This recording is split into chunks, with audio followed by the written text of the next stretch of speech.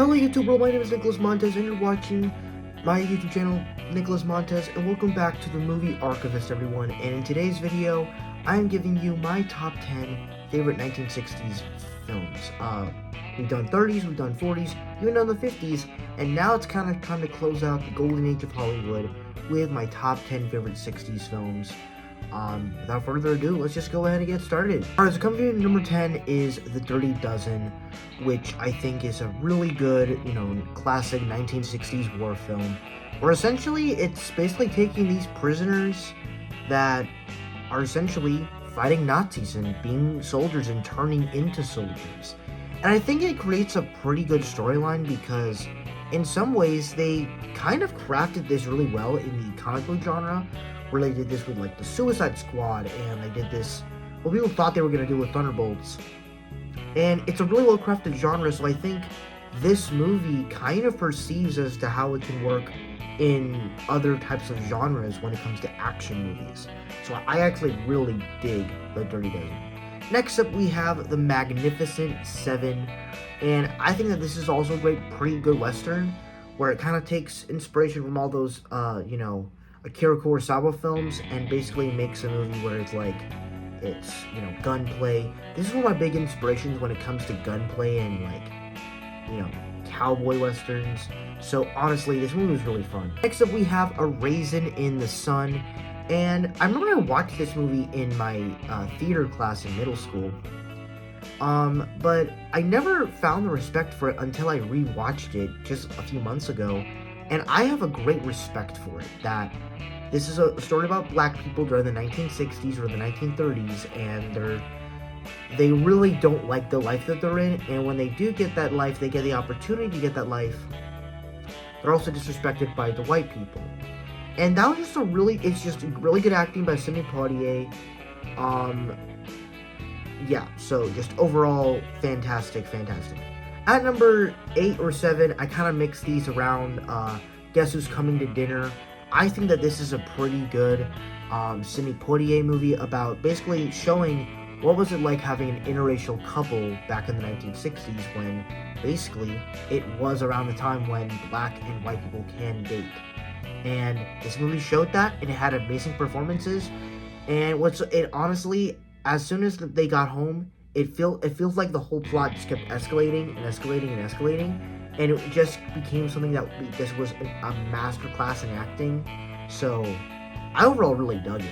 Next up we have Mary Poppins, and of course, as a classic Disney film, this has to be on here. And I remember when I first saw it, I was like, this is really good, but I don't know if I'll ever rewatch it. And then I rewatched it like a few months ago, and I honestly was just vibing with the whole thing. I loved all the characters, I loved all the music and the songs. I really just dug with the way the world works, and I just kind of forgave it. Which is why it made it on this list, because it is really awesome. Also, Julie Andrews' performance is also really good. Next up, we have a Christmas movie, and that is Rudolph the Red-Nosed Reindeer. Yeah, it's a 52-second special, but who do I care? I freaking love this movie. I really love the stop-motion animation in here, but also I really like the story in here, where it actually develops a pretty good story for Rudolph the Red-Nosed Reindeer, where, it's inspired by the classic Christmas song, but the story actually built for something that's really powerful and really interesting. And then at the same time, it also makes a interesting story about toys, way earlier than Toy Story ever did, which is also fascinating. So I overall really dug Rudolph the Red-Nosed Reindeer. Next up, we have Psycho, the iconic horror movie that basically changed the genre of horror forever. Because this was one of the first two times where, in a horror movie, the main star of the picture gets killed. And so, who's the protagonist from there? And it creates this really suspenseful thing. The setup of the movie is really good. But the last half, it does kind of drag a little bit. But overall, I think the entire experience is somehow really well done. And it's just one of the best horror movies ever made. Next up, in third place, I have To Kill a Mockingbird. This was a movie that I watched back in spring break this year. But it was also a movie that I watched or read about in high school, my senior year. As it basically talks about what this fictional story that went on in the South during the 1930s, where this guy Atticus Finch is defending this black man, Tom Robinson, in being accused of raping a white woman. And the entire story, the way it's designed from, the idea of a mockingbird it represents innocence.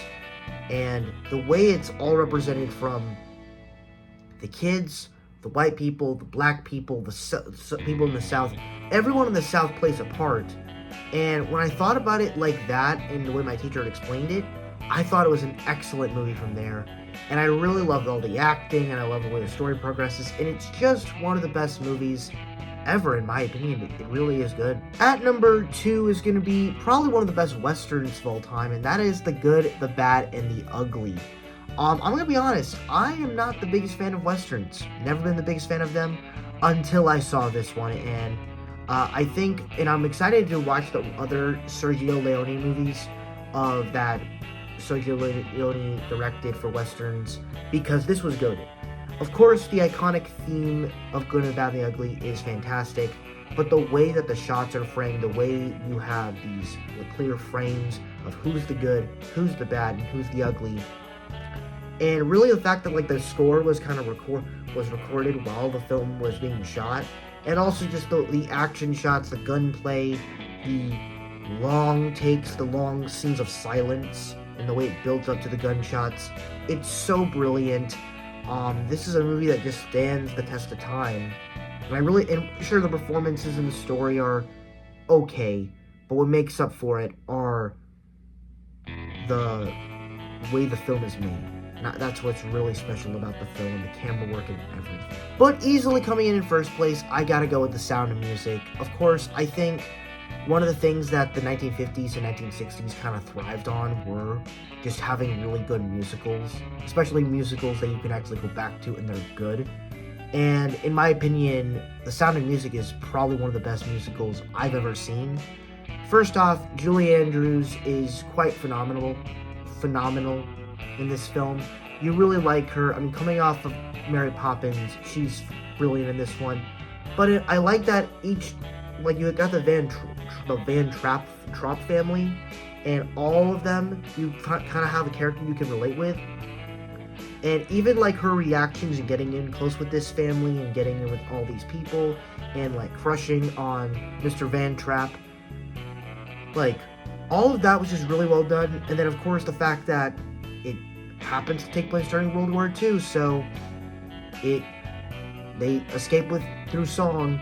Overall, this is a brilliant movie while being a great musical, so for me, it is my favorite 1960s movie, and that is my top 10 favorite 1960s movies. Thank you guys so much for watching. I really hope you enjoyed. If you like, comment, and subscribe, and I will see you guys in the next video. Peace.